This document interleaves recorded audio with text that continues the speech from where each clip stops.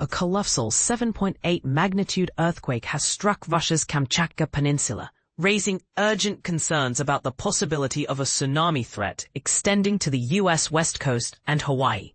This seismic event occurred on Thursday, around 3 p.m. Eastern Time, approximately 80 miles east of the city of Petropavlovsk-Kamchatsky, at a relatively shallow depth of 6 miles. Remarkably, this powerful quake follows closely on the heels of another intense quake in the same region, an 8.8 magnitude tremor that shook Kamchatka just 2 months ago in July. But here's where it gets controversial. How prepared are the affected regions for repeated seismic shocks of this scale within such a short time frame? Currently, the Pacific Tsunami Warning Center is carefully assessing the risk level of a potential tsunami reaching Hawaii's shores, while a tsunami advisory remains active for Alaska and the Aleutian Islands. It's important to understand the nuances here.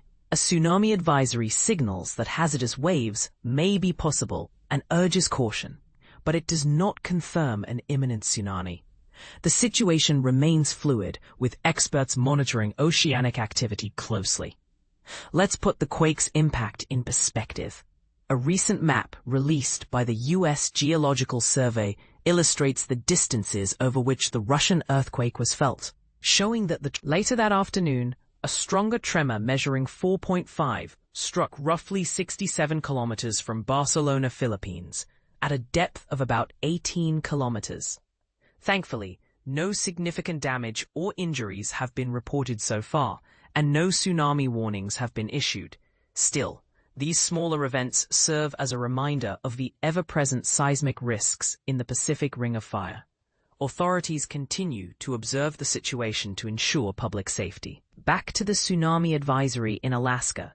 The notification applies specifically to the western Aleutian Islands region following the large quake in eastern Russia.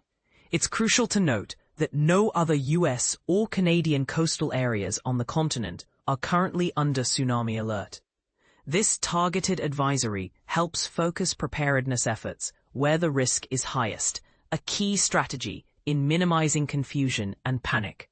But what really happens when a tsunami approaches? Unlike typical ocean waves, tsunami waves move the entire water column from the surface down to the sea floor.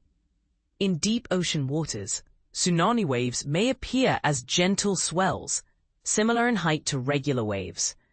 However, as they near shallow coastal areas, these waves dramatically slow down and increase in height, sometimes swelling to over 30 feet as they crash ashore, causing devastating damage. Historically, tsunamis overwhelmingly strike the Pacific Ocean, which accounts for about 59% of all recorded events globally. Other bodies of water experience fewer tsunamis. 25% occur in the Mediterranean Sea, 12% in the Atlantic Ocean, and just 4% in the Indian Ocean. Perhaps the deadliest tsunami in recent history was triggered by a massive earthquake off Indonesia's Sumatra Island in 2004. This event unleashed destructive waves across the Indian Ocean, causing widespread devastation in countries such as Indonesia, Thailand, Myanmar, India, Sri Lanka, and even reaching the coasts of Kenya and Tanzania in Africa, resulting in about 230,000 fatalities. So, what exactly is a tsunami? The term originates from the Japanese words for harbor and wave, capturing the essence of how these waves impact coastal towns and cities. Tsunamis are typically generated by rapid vertical movements of the seafloor during an undersea earthquake. Once initiated, tsunami waves can race across oceans at speeds of up to 600 miles per hour, spreading outwards from the epicenter with immense destructive potential. Let's take a quick look at some of the most powerful earthquakes ever recorded throughout history that have shaped our understanding of seismic disasters and their aftermaths. In 1960, the Valdivia earthquake in Chile, measuring 9.5 in magnitude, remains the strongest earthquake ever recorded, causing over 1,600 deaths and displacing millions. The 1964 Prince William Sound quake in Alaska, magnitude 9.2, triggered massive landslides and a tsunami that affected Hawaii. The 2004 Sumatra Andaman earthquake, magnitude 9.1, caused the catastrophic Indian Ocean tsunami, with more than 280,000 fatalities. In 2011, the Tohoku earthquake in Japan, also at 9.1 magnitude, led to the Fukushima nuclear crisis alongside widespread destruction. The 1952 Kamchatka quake in Russia at magnitude 9.0 unleashed Pacific-wide tsunami waves, including 30-foot surges in Hawaii. In 2010, Chile's Maule quake at 8.8 magnitude triggered multiple tsunami alerts across the Pacific. The 1906 Esmeraldas quake in Ecuador, also 8.8, resulted in a tsunami reaching as far as San Francisco. Alaska's Rat Islands experienced a strong 8.7 magnitude quake in 1965, producing 35-foot waves, but few casualties thanks to its remote location. The 1950 Assam-Tibet quake, magnitude 8.6, devastated villages and caused deadly landslides in northeast India. In 2012, Sumatra, Indonesia, felt an 8.6 magnitude offshore quake with limited direct damage but major seismic implications.